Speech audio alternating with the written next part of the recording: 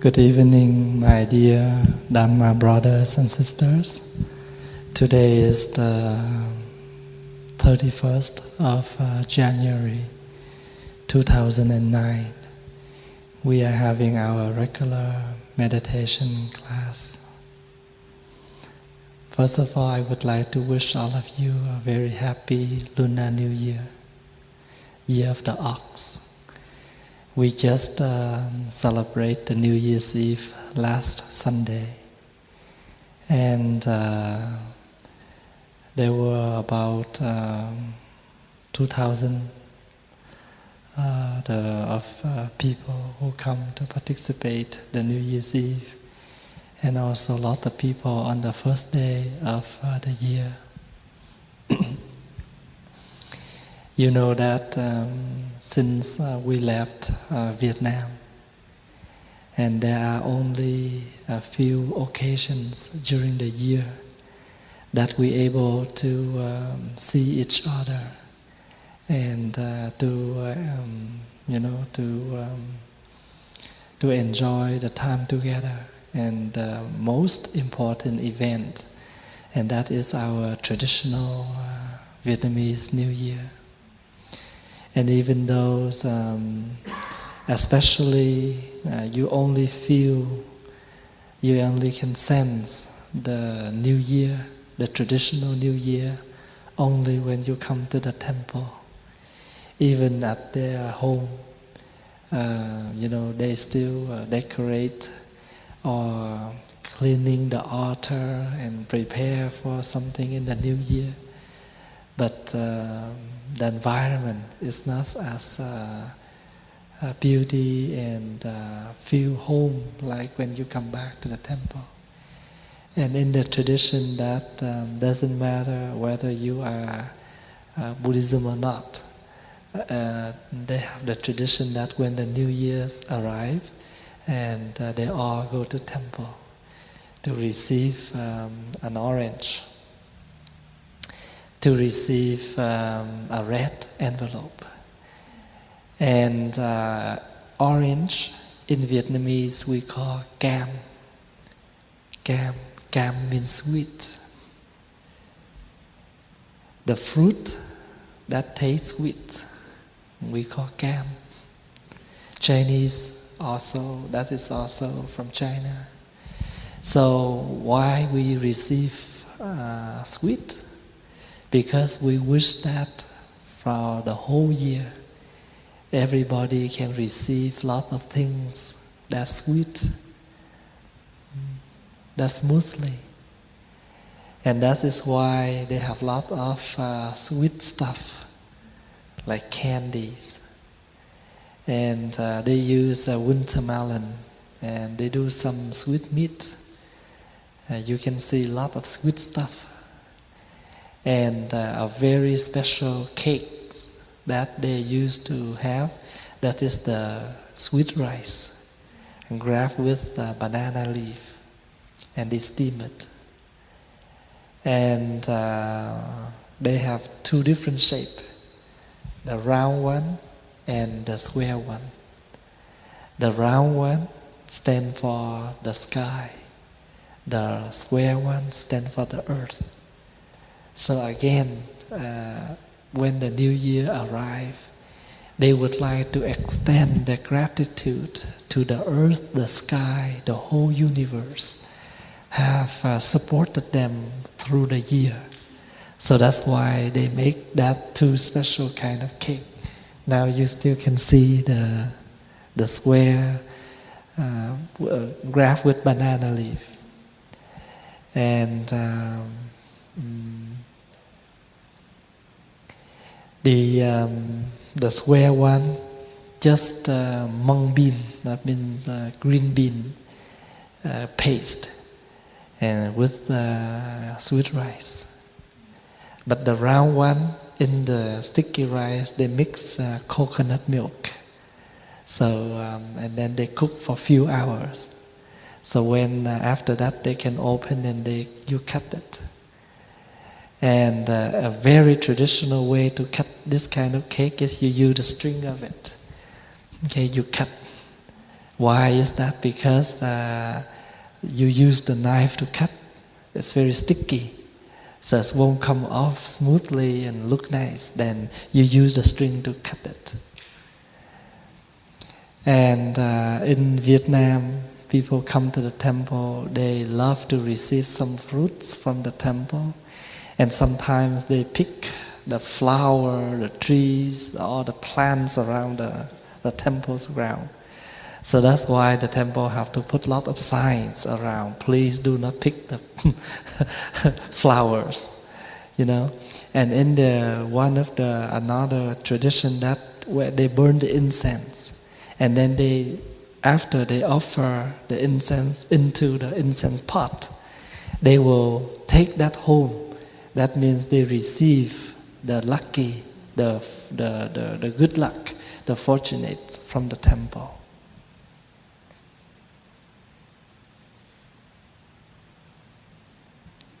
This year, the years of the ox, sometimes we call the years of the buffalo. And you know that in Buddhism, the buffalo is often used in the teaching as an example for the mind. Why is that? Because the buffalo always jumping into the other's view. And when the Buddha want to mention that our scattering mind, delusive mind, the Buddha used as a buffalo. And if you go to the Zen temple, sometimes they will have the 10 portraits about the buffalo boy. They try to tending their buffalo. And at first, the buffalo very black. That means our mind is covered totally with a lot of afflictions, anger, desires, and a lot of unmindful things in your mind.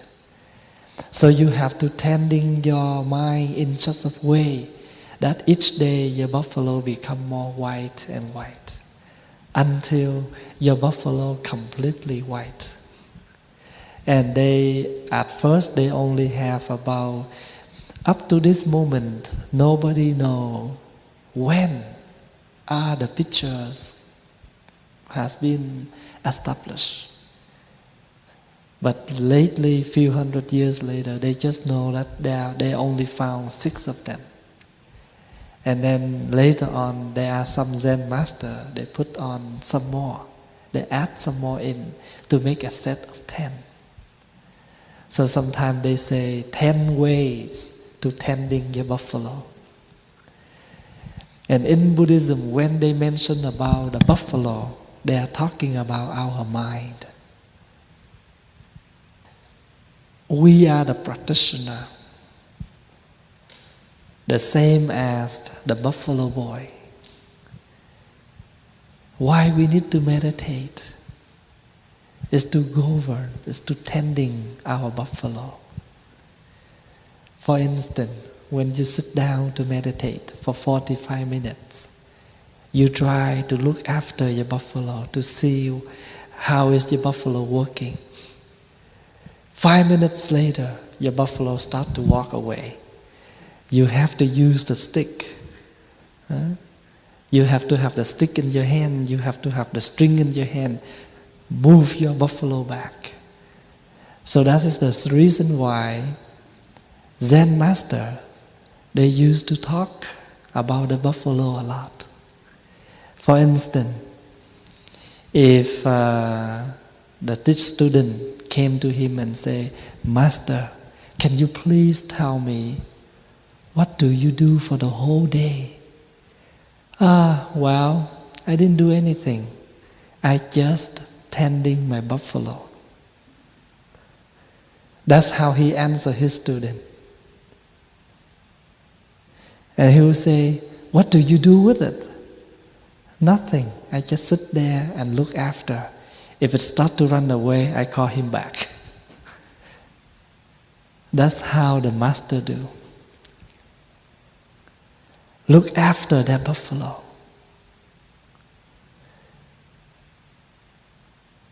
So that's why the Buddha say that as a practitioner, we are the same as the buffalo boy. We need to pay attention a lot to our buffalo mind. Sometimes you never see your mind. You cannot see it. You don't know how it works. You just let it do whatever it wants. So in the Zen pictures, they say you don't see the footprint of the buffalo. And first, when we sit down or we reading the sutra, we are practicing in order to see the footprint of the buffalo. If not, we just let our buffalo do whatever they want. Is that correct? For many years we have lived in that way. Friday come and say, oh well, you're working too hard. Let's go to the bar, and we go. You're working so hard, let's go to the casino, you go. So that kind of buffalo tells us a lot of things, and we just do it. We are the buffalo boy, but we have no right, we have no power at all to tending that buffalo. So one day the Buddha was sitting with the community of monks, and recently he called bhikkhus. Today I would like to tell you 11 ways that the buffalo boy must take care for his buffalo. And what are they? The very first one. The buffalo boy easily recognizes each buffalo under his care. So the buffalo boy must recognize all the buffalo, how they are. This one is weaker, this one is stronger, this one is nicer, more listening, stuff like that. As a practitioner, the Buddha say, same thing. As a practitioner, we should recognize each of the essential elements of our own body. That means we should recognize that how is this body combined? The earth, the fire, the water, and the heat. We should know exactly all four elements that combine together and make this body possible. When we meditate on this body, and we will see that this body is completely empty. And if we attach, we do not understand the truth that this body is come from the four elements. This body is made by non-body elements. Then we will be suffer. So that means when we have a lot of heat in our body, and that means we also don't feel well. When we have a lot of cold in the body also not well. So that means as a buffalo, we should recognize what's wrong with the body in order to govern, to balance the body. Same thing. As a buffalo boy, the buffalo boy will recognize easily each of the buffalo. The second thing, the buffalo boy will know the characteristics and tendencies of each one. Same thing, as a practitioner, we know which action of the body, speech and mind are worthy and which are not worthy. Like the buffalo boy know very well the characteristics of the buffalo, of his buffalo. And we also the same. We know very clear about our body, our speech, and our mind. When we talk, we should recognize, or we should aware, this is the word that I will speak. And if is this kind of words will bring happiness or will make people suffer, we should know clearly about that. Why? Because all the karma created by the body, the speech and mind. And that is the reason why when we use the wooden fish to opening the chanting, and over here they invite 3 bells, and then over here we invite the 3 wooden fish. Kok, kok, kok. Stand for all the living beings. We create the karma by body, speech and mind. That's why we may fall down in the rhyme of hell, hungry ghost, or animals. Now, we need to transform this suffering, this body, this speech, this mind, by practicing the precepts, the concentration, and the insight. That's why when they offer the incense, they offer three incenses, 3 sticks of incense. The incense of precepts, concentration, and insight. So if we do not recognize, if we do not aware of anything when we speak, when we action, or when we think, it's danger. Because sometimes our words may bring a lot of breaking, a lot of harmful for others.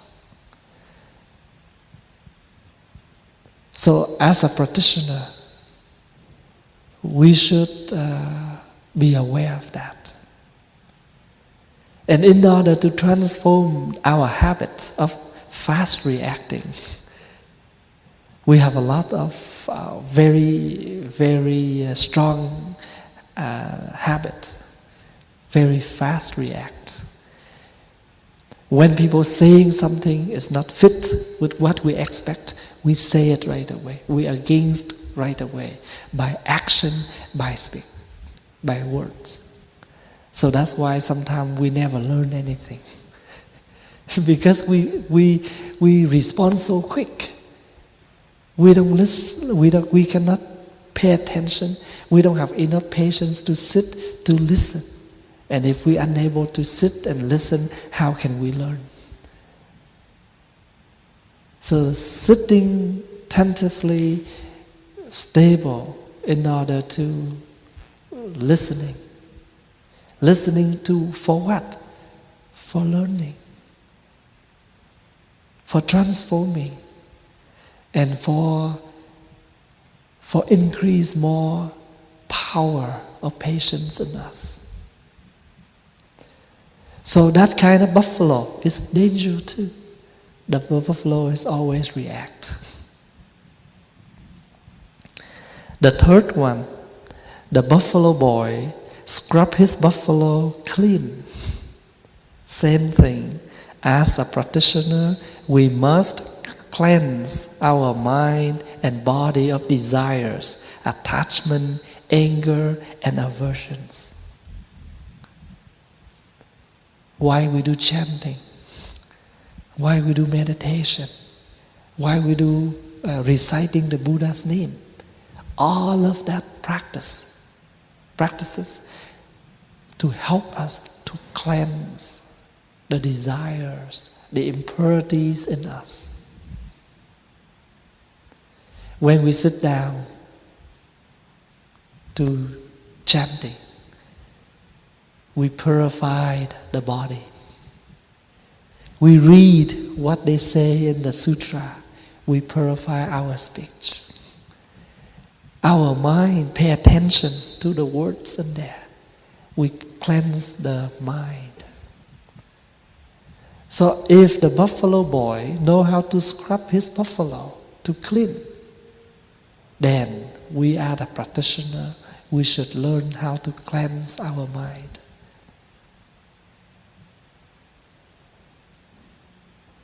There are a lot of attachment. Anything that we learn, we know, we see, we used to attach. And the more we attach, the more we suffer. It doesn't mean the Buddha asked us to detach everything. No. We have the right to use things. But we have the wisdom when we use them. For instance, we have the car, we have a vehicle, and we know that the vehicle is only a material that we use for our transportation. And if you use it a lot, one day it has to be broken. That's normal. So if we sit there, we cry because of the vehicle broken, then we are not the one who understand the truth of life, even this body. We take care for it a lot, right? We shower every day. We give this body good food, good drink. We sleep. We put a lot of good clothes on this body. We try to make this body look younger, healthier. But the truth is, we move to the older. We move to the death each day. That is the truth. No matter what we do for it. Maybe it's temporary, look young. Only. Temporary only. But the truth is, we cannot escape this way. We cannot escape the old age. We cannot escape the sickness. We cannot escape the death. So if we attach to that, we expect that we should be looking young all the time, then we will be the one who live with our wrong perception, delusion, and never happy.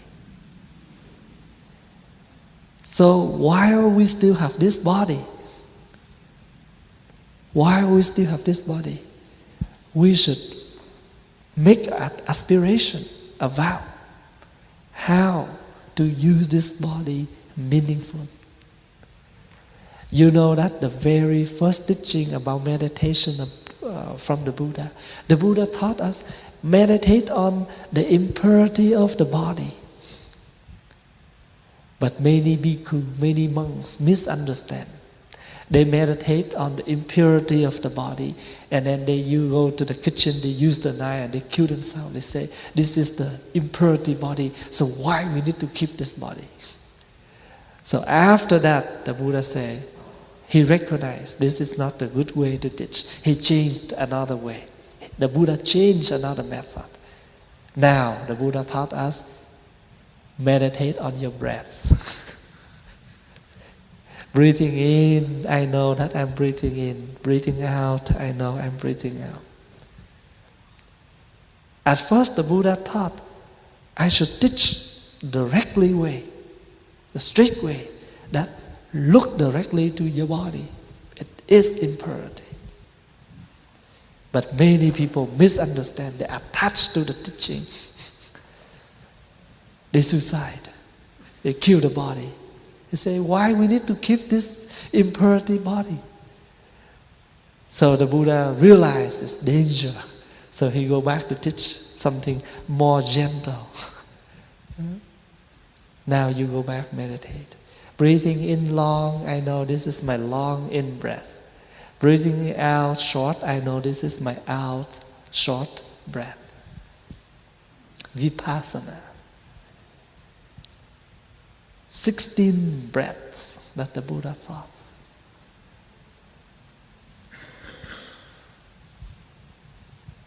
So detachment doesn't mean we refuse a lot, everything. But we understand the truth.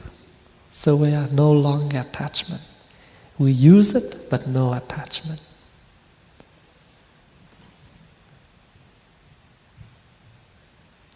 The fourth way, the buffalo boy loves his buffalo. Same thing. As a practitioner, you should cherish the joy and peace of your practice. Joy and peace is very important in the practice. If you practice and you don't feel any joy, you cannot continue. The same as you live with your loved one, but you don't feel any joy when you be with him or her. How can you stay with him or her?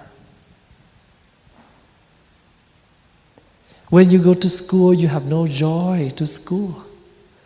You cannot continue. So same thing in the practice.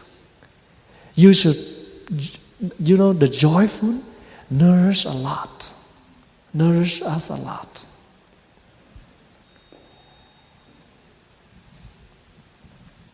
So when you meditate, what is the joy during the meditation? The calmness. When you can able to sit quietly, calmness, very calmness, you feel a lot of peace and joy in you. And sometimes you wish that, please don't ring the bell, please don't invite the bell. I enjoy this moment so much. Have you ever feel that way? And if you do, every time when you sit down, you feel so happy when you meditate. That's so.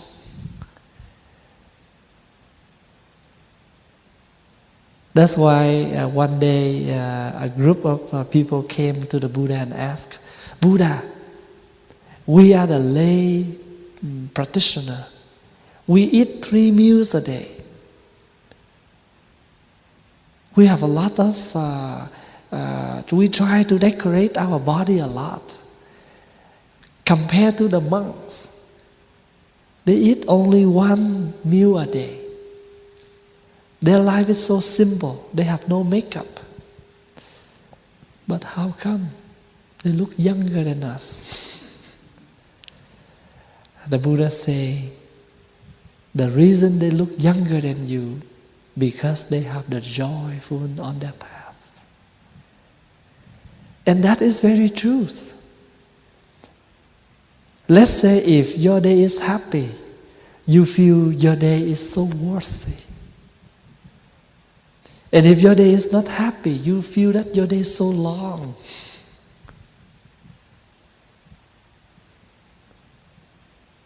Some people say, a happy day, I feel so short like the firecracker, the discharge of the firecracker. But the unhappy day, I feel long like the whole century. So remember that the joy nourishes us a lot. And if you do something in your daily life, you have no joy, it's hard for you to continue to.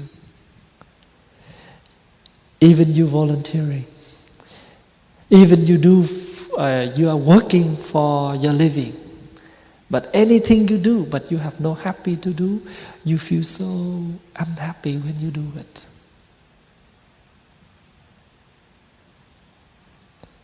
So the buffalo boy loves his buffalo. We love our way of practice. We have a lot of joyful on our path. The 5th one, the buffalo boy finds a safe, shallow place in the river for the buffaloes to cross. Same thing. A practitioner relies on the 4 noble truths to negotiate this life. What are the Four Noble Truths? Do you remember? The truth of suffering.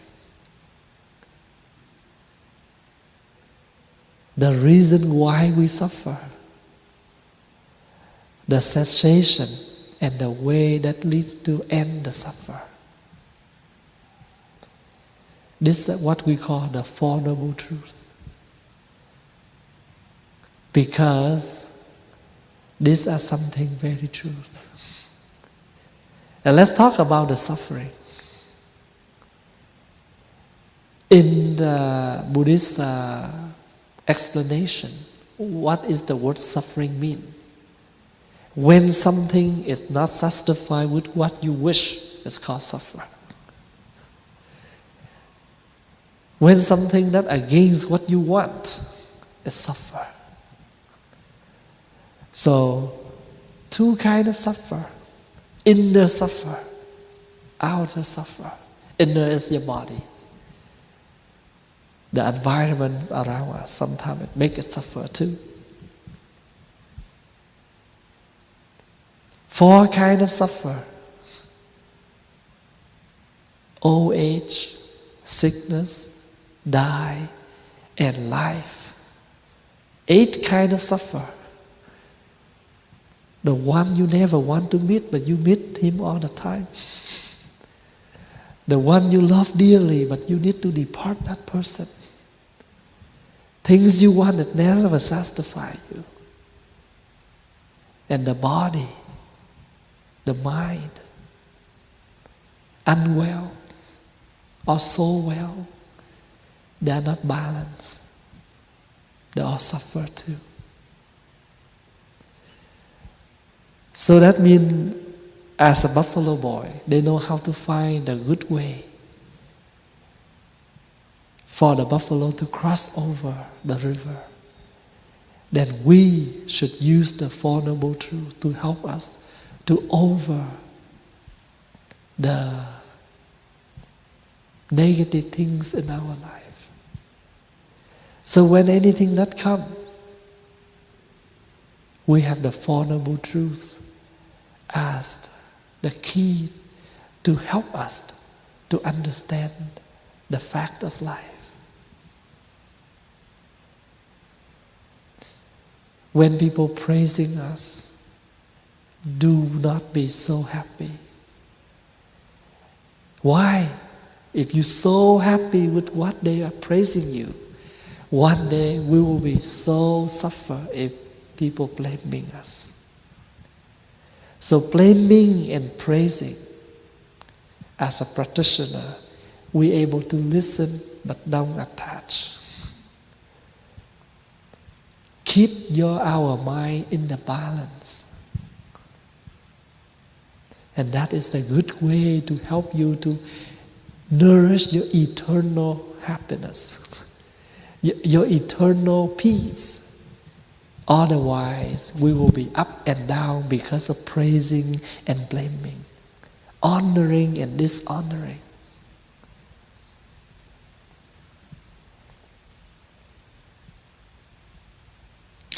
The 6th way, the buffalo boy finds fresh grass and water for his buffaloes. As a practitioner, knows that the 4 establishments of the mindfulness are the nourishments leading to liberation. If you do not know what are the 4 establishments, you should find a book that talks about these 4 things. There are the 4 ways of meditation. For instance, meditation and full realization on the impurity of the body. That is one thing. Meditation on the body. Full realization on this body. This body is completely impurity. The second meditation. Meditation and full realization on the evils of sensations, our feelings. Even when you feel happy, you feel unhappy, or you feel neutral, they are not real. So, seeing this in order to be liberated from our attachment. Because we used to attach. Something so happy, we attach. And sometimes a lot of things that make us unhappy, we still attach. We remember it all the time. They both no good. Why? Because life is impermanent.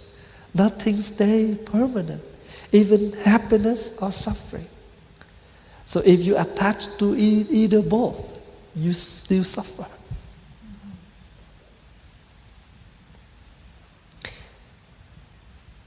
Meditation and full realization on the impermanence of mind and thoughts. Do you agree that our mind, our thoughts, impermanent? Today you like it. Tomorrow you dislike. Maybe now you like it. Now you go downstairs, someone says something you dislike right away. Our mind, our thoughts are impermanent. Change all the time. So that's why we have a lot of divorcing cases. We have a lot of breaking. Why? Because the mind always changes.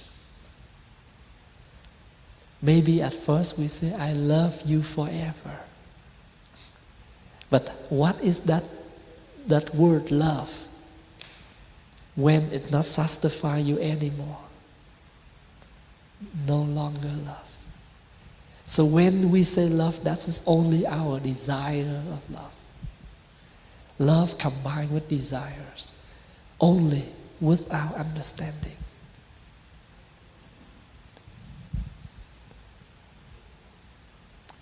And contemplating that all dharmas are without their own nature. There is everything in this universe, this life, we call dharma. There are two ways to understand the word dharma. Okay? The first dharma that we use is the teaching of the Buddha. We also call dharma. But every single thing in this life, it should be called dharma too. For example, the bell, the temple, the light, the door, the body, the shirt, the cushion, the mat, all of that thing, material things, it's also called dharma, or situations. They don't have the nature of it. For instance, you call this is a piece of paper. But when you look deeply, you meditate deeply on this piece of paper, you don't see, they don't have any paper element. Just because they have the tree,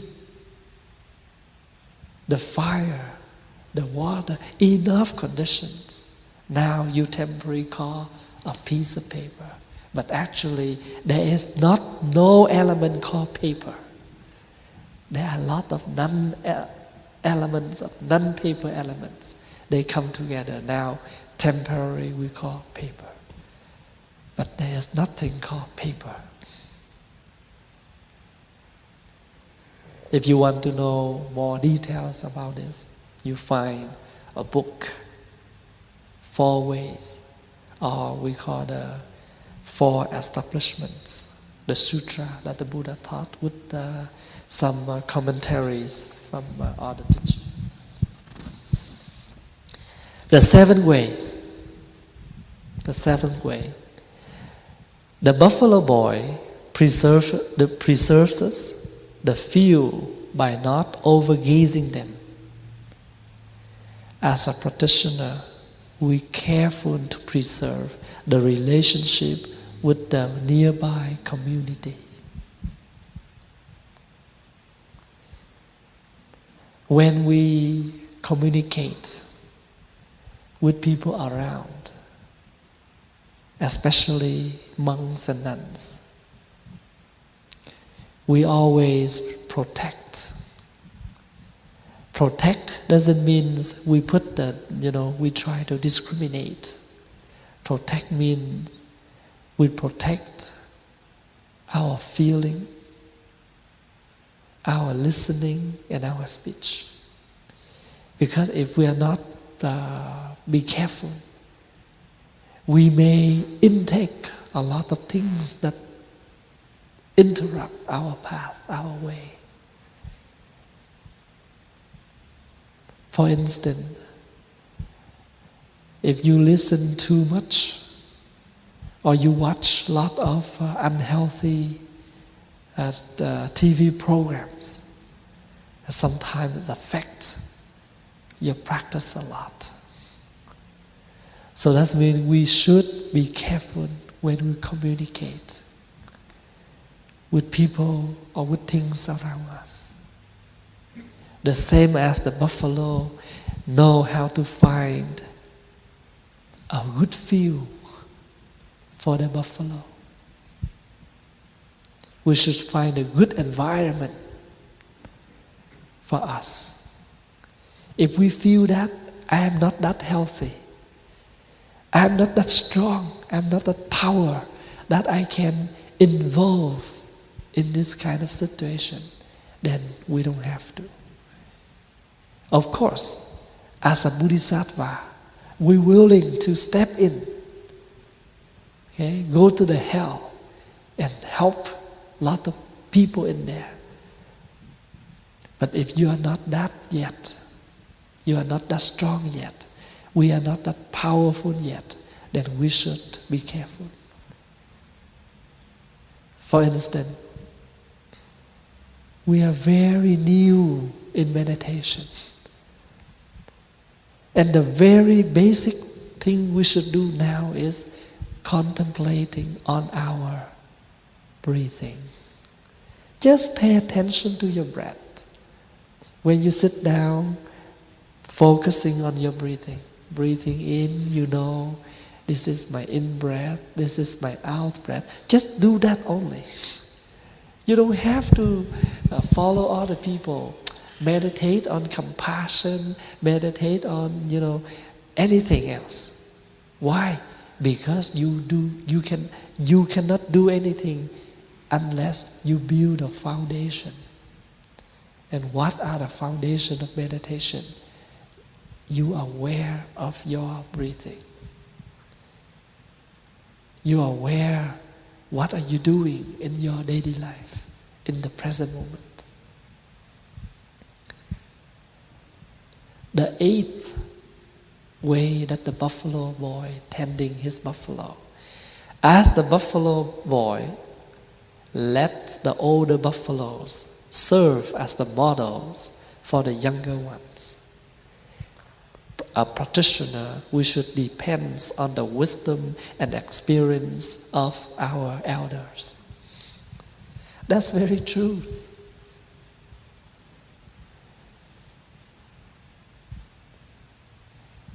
In Buddhism, we do not have like a class of monastics. But that doesn't mean we are the group of no organization. Everybody come together and they can do whatever they want. The younger should respect the elder. And the elder have to be a good role model for the younger. Based on the nature of the practice, we are all bhikkhu. For example, I am a bhikkhu. The master is also a bhikkhu. So we are the same level of the practice. But that doesn't mean I should disrespect him because he ordained before me. He learned before me. He was born in the Dharma before me. and I bow him as a teacher to ordain me as a monastic, a novice, then no matter, even I am better than him, I learn more than him, let's say that, but I should respect the master. The same as in the family. Even our elder brother have no education. He's something wrong with him, but we are the younger brother. We always respect him as the elder brother, no doubt. No matter how was he, but the reality is he is elder than you. We respect. Because if you don't respect the elder, who will respect you? Because you are also the elder of someone younger than you. So that is the generation, that is the cause and effect. That is the traditional. So that's why when we come to the service, who ordained first, sit first. Even that person ordained before you just one day, okay, he's still older than you. The same as the twin. The first baby come out, only 10 seconds or 1 minute before we count that brother, that girl, that boy as the elder one. Is that correct? We respect the elder. And why is that? That helps you to practice to be humble. As a person in this life, you have no humble. Nobody can get along with you. Nobody feel that they love you. Nobody feel that they want to get along with you and help you. So humble is something very needed in our daily life. So the elder, their job is to be a good role model. The younger, we learn from the elder, their experience, their views about life. That's why in our practice center, when we want to do something, we always sit down and bring out the matter. So the elder one, maybe they have more experiences than us. They will tell us what they feel about the situation. We learn from each other that way. The ninth one, the buffalo boy cares for his buffalo wounds. Same thing. As a practitioner, we should watch our six sense of organs, like eyes, nose, ears, tongue, body, and mind. We call the sixth sense of organ. The eyes, the nose, the ears, the tongue, the body, the mind. They are the 6 windows. If we do not know how to close the windows, we let a lot of things from outside. They fly from those windows. Then we have a messy house. When we look at something, we are not carefully to protect our eyes. We will suffer because of what we look. When you hear something, you don't protect what you hear, you may suffer because of what you hear. So carefully tending the 6 senses.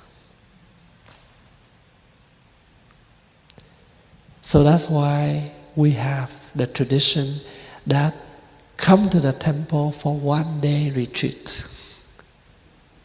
This kind of tradition begins right at the Buddha's time. The lay practitioner came to the Buddha and said, Buddha, we are lay practitioner. How can we have a chance to tending these 6 senses? The Buddha said, I have the way to help you. Every month, twice a month, or once a month, you come to the temple, attend one-day retreat. Why? Avoid from what you hear every day. Avoid what you see. Avoid what you do every day. Come here to calm that six senses down.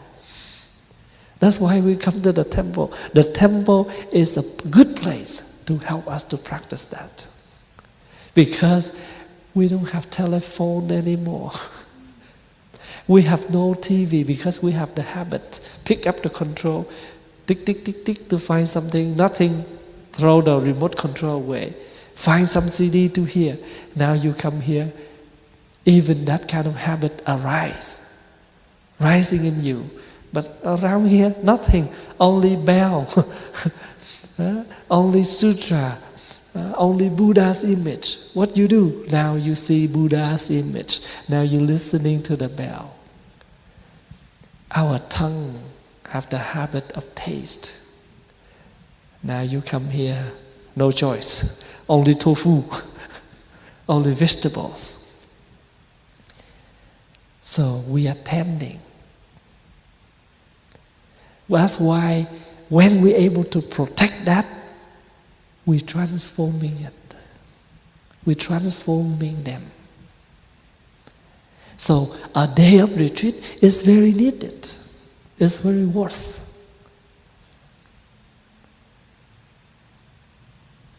Some Vietnamese people, beside coming to the temple, practicing as a community, with the community once a month, at home, they do by themselves too.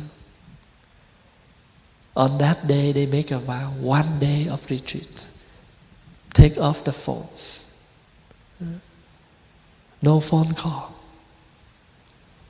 Nothing.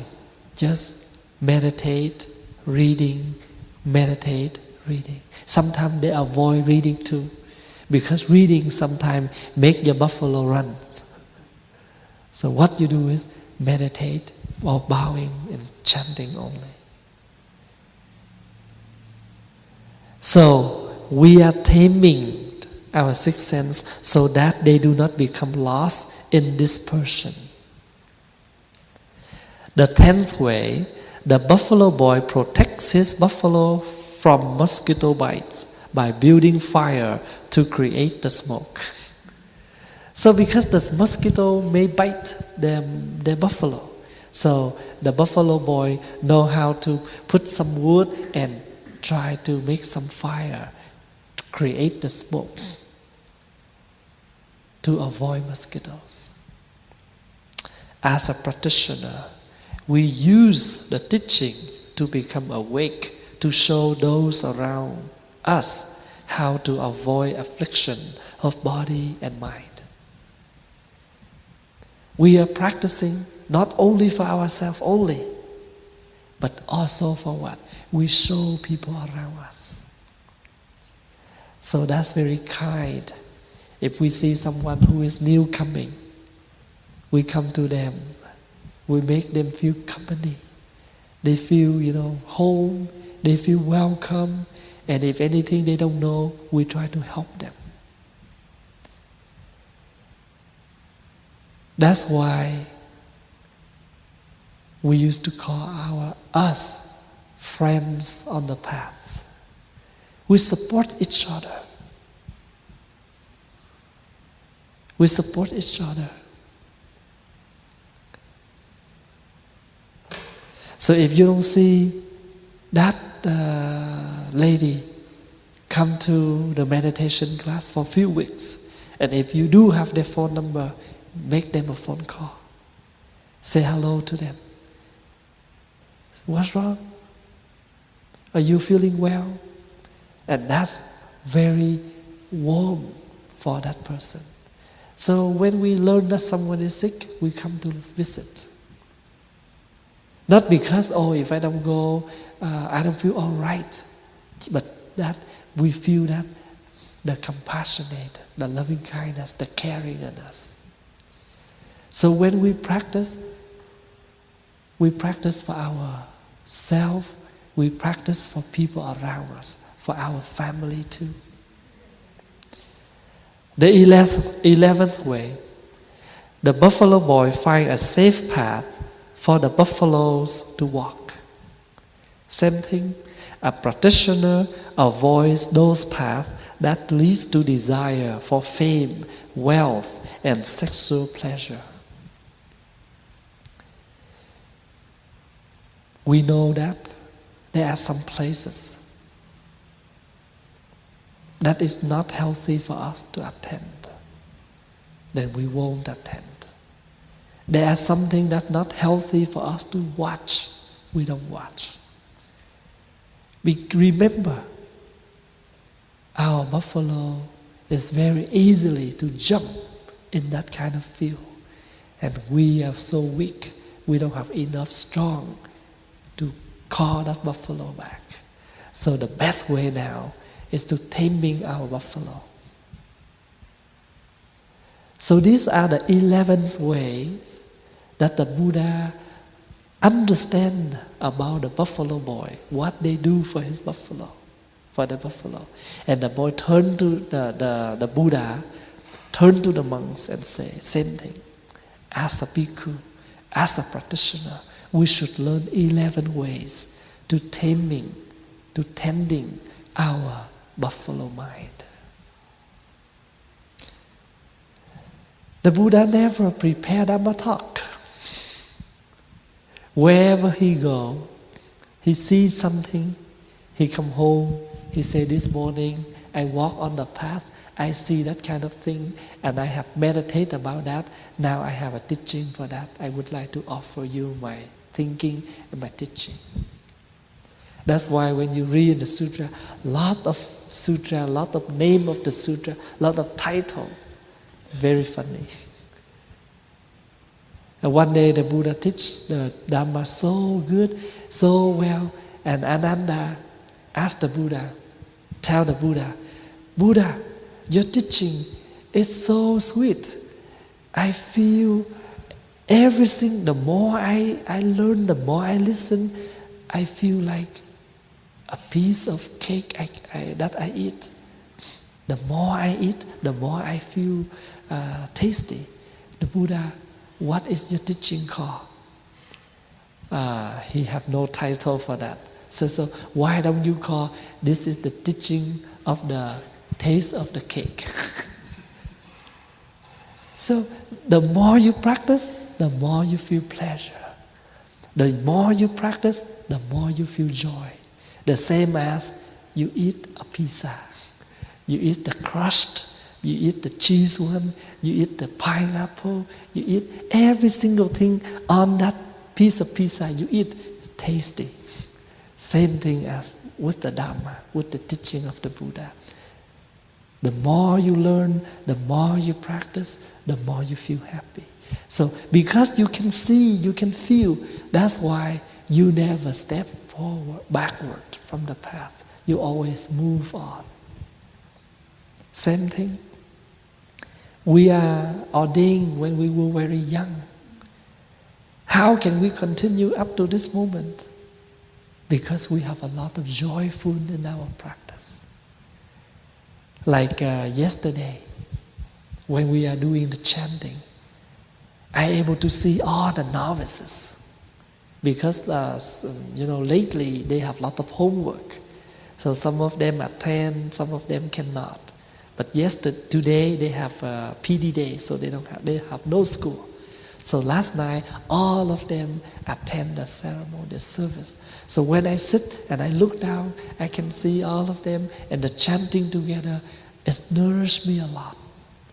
Because I feel like a united, like a family.